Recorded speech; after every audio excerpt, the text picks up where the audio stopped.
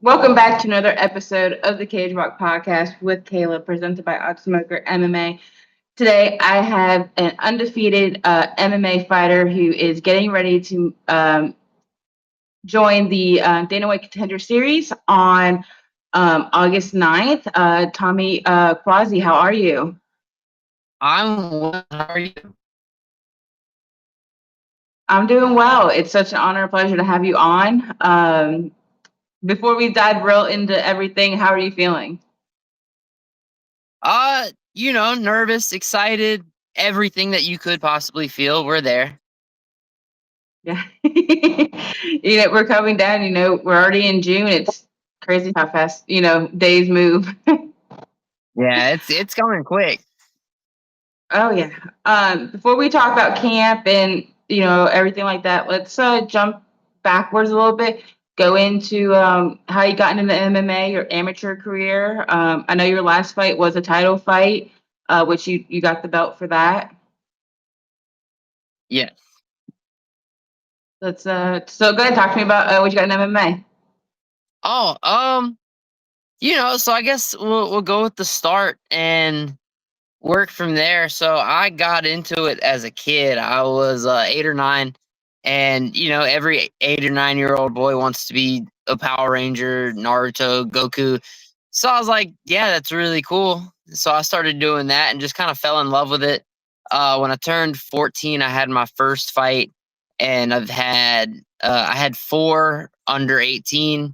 Laws changed up, so I kept training but stopped fighting there for a little bit until I turned 18. So I won my first fight back, and then I went on a little bit of a losing streak there for a second in my amateur career. Made the jump to pro, and now we're here 8-0, and it's going well so far. Thinking back to the first time you walked to the cage to this last time that you walked to the cage back in March, how is your mindset different? It's not. I am still nervous. I'm terrified every time I fight. It doesn't matter who my opponent is, what the record is. I know that there's a man across the cage from me that wants to hurt me. So, we're going in with the knowledge that we could go in there and get absolutely slumped.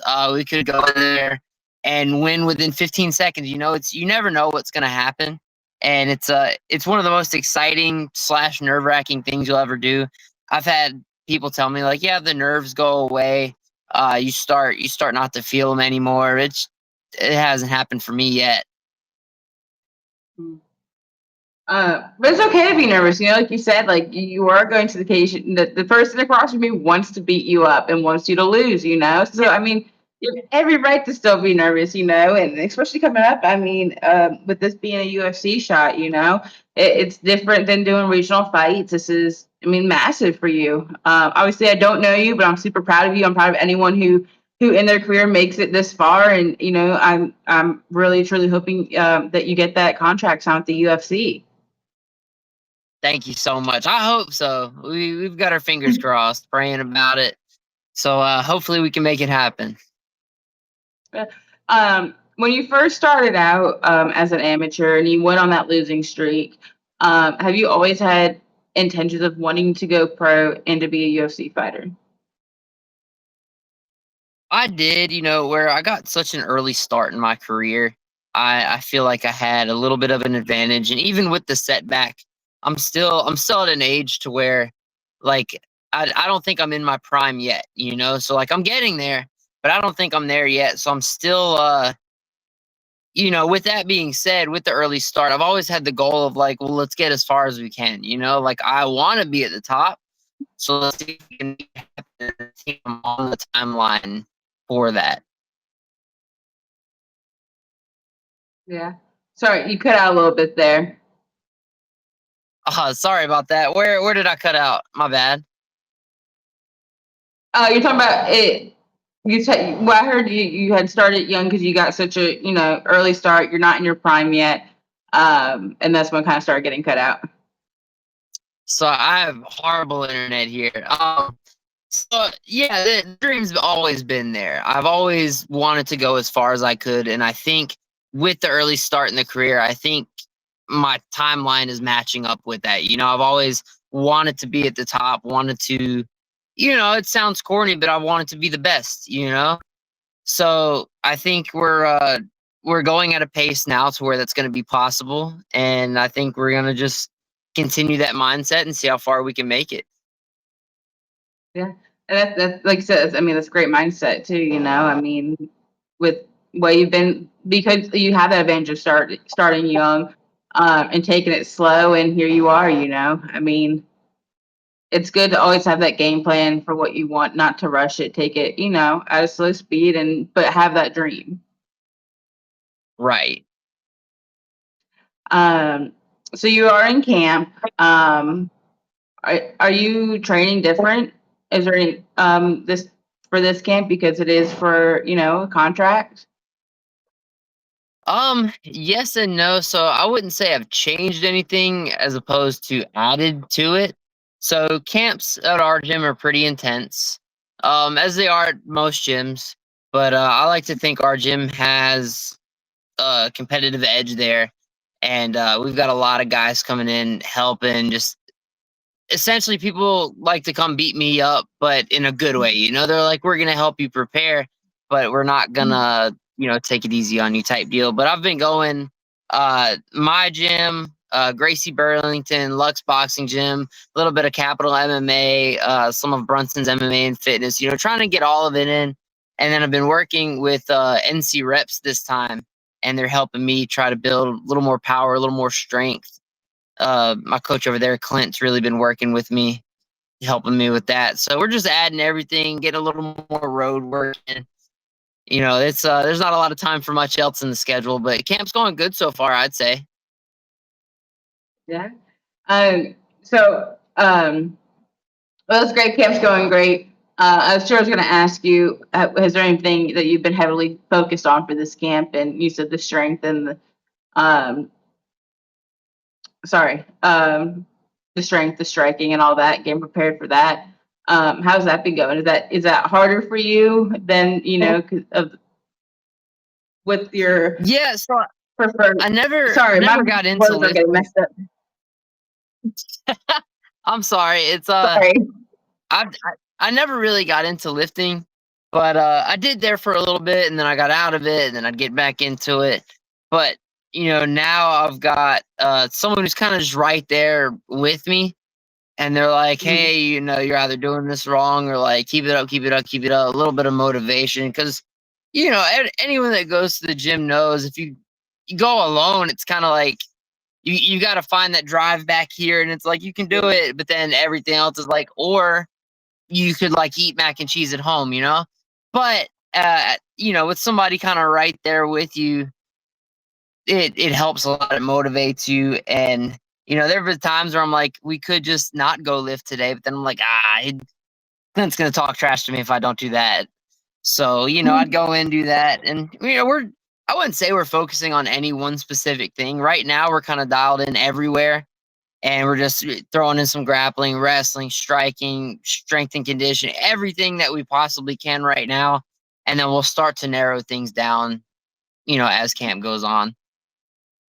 And you still have time. We're only in June, so you got July and to keep Yeah. focusing and getting prepared.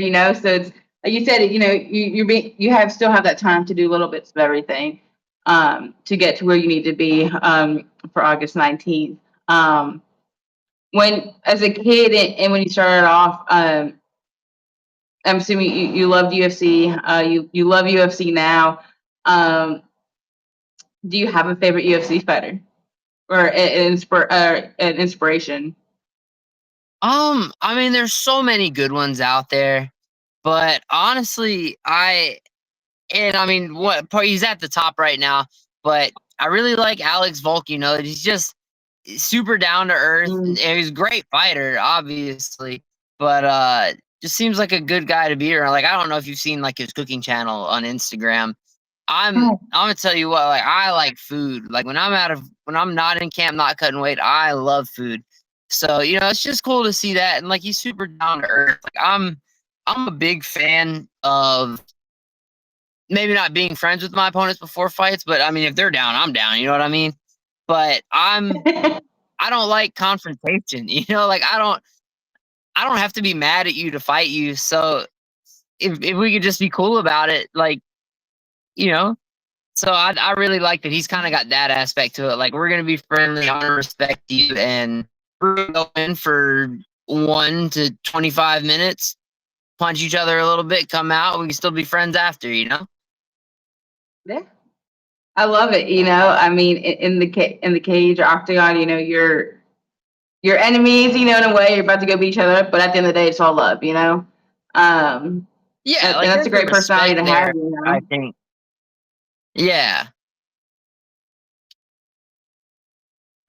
Sorry, I think with the internet, you said you have bad internet. It's like, okay, so if I seem like I'm interrupting you, I don't mean to, at all. I promise. No, it's completely fine. I'm good. The internet here is so so. I'm at work right now, but there's not a whole lot going on, so I was good to come out and do all this. Well, and I greatly appreciate that. I won't keep you much longer, just so you can get back to work. Well, you said you love to eat. You're a foodie. After because weight cut sucks. Obviously, you can't eat the crap you want to eat. Do you have a Right. go-to meal after the fight or weight cuts? So we're gonna talk about after the fight because I think this time after the cut, I'm gonna weigh in and I'll probably eat normal like what I normally wouldn't because 45 to get there, I have to really cut back towards the end and really like you cut a lot out. Um, so with that being said, after weigh-ins, I think I'm gonna keep it moderately healthy this time just because it's such a big fight. I don't want anything to go wrong.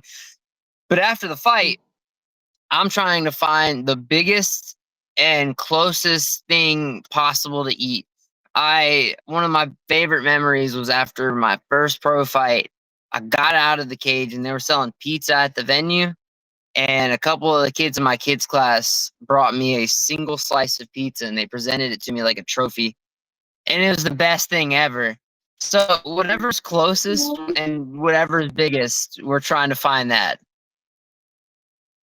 Okay, but that going back, that is so sweet that kids brought you some pizza. It might have just been one slice, but still, that's so sweet. I mean, those kids have to respect you to do that. And have an impact on their lives. It was probably one of my favorite moments in my fighting career. It's still like it comes back every time we talk about eating after a fight. I'm like, I remember that time. Oh, that's so cute. I love little kids. They're the best. Um, every every years of training, what has been the most rewarding aspect of being an MMA fighter?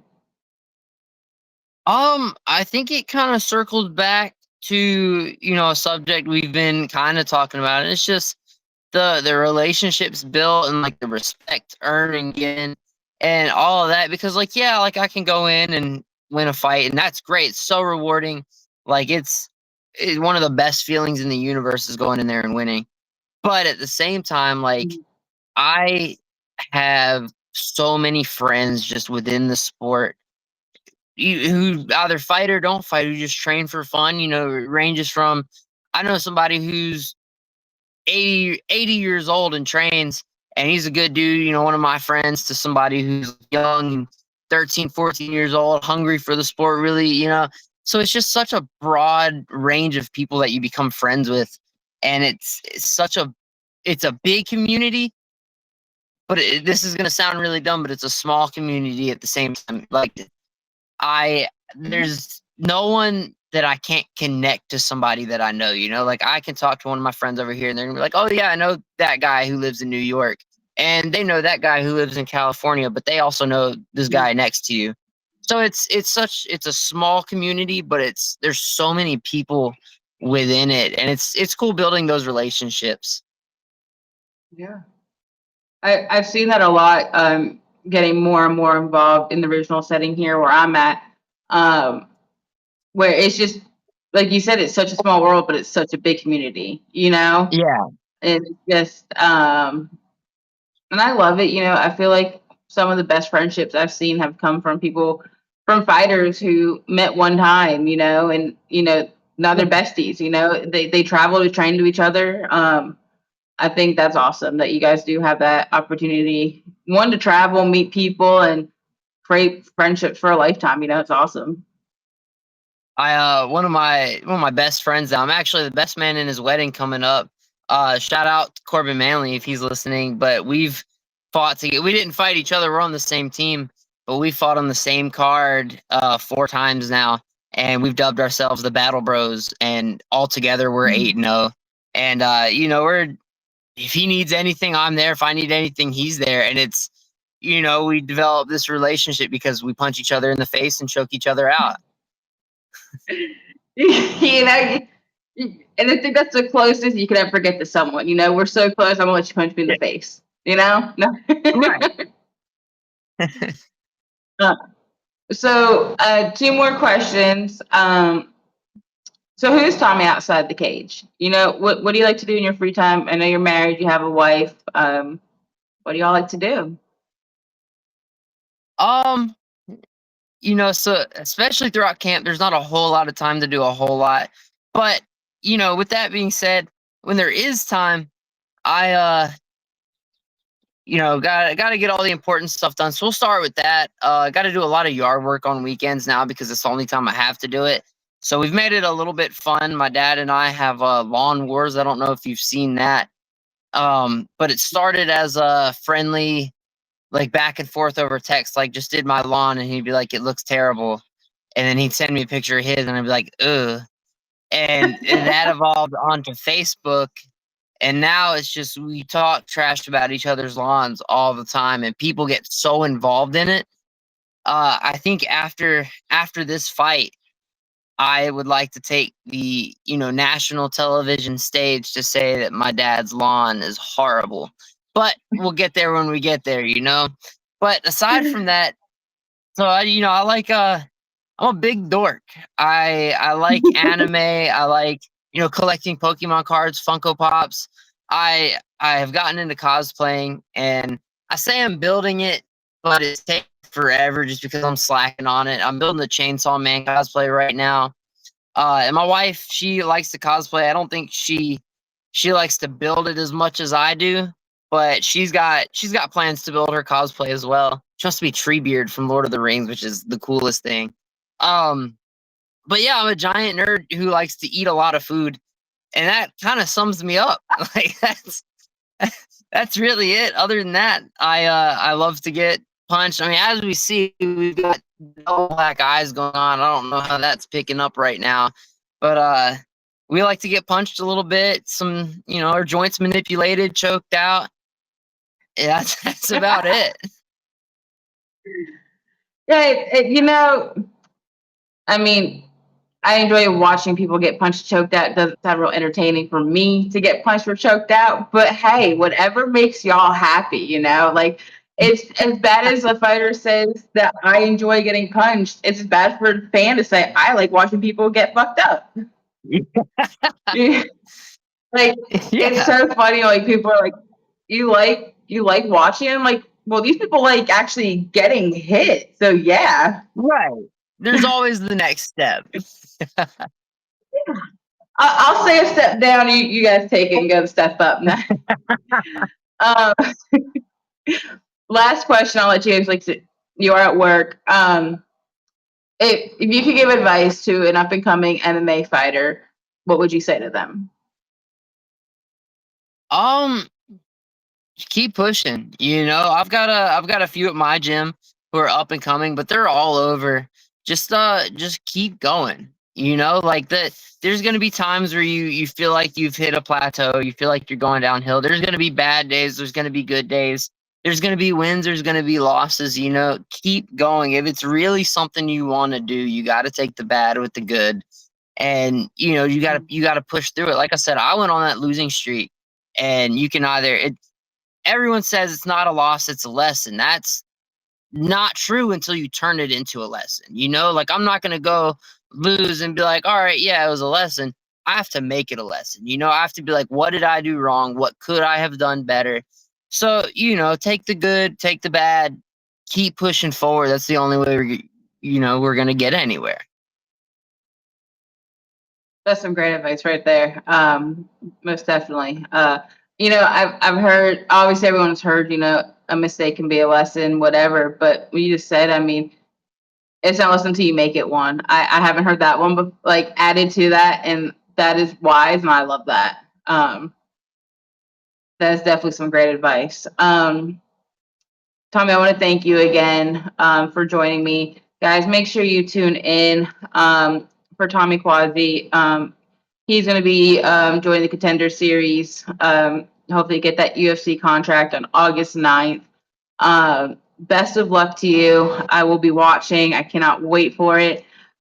Before we jump off, let me know. Let's tell new viewers, followers, where we can find you on social media. So I'm on Facebook. You can follow my fight page at Tommy Little T Cuozzi, and the little T, my dad's big T, so I kept little T. But you can follow me on Instagram at tvcjr.mma, and I think that's it. So yeah, tune in August 19th to watch me throw some hands for up to 15 minutes. I'm so excited. Again, thank you for joining me. And once again, best of luck on August 19th. Thank you so much. Of course, you have a great day. You too.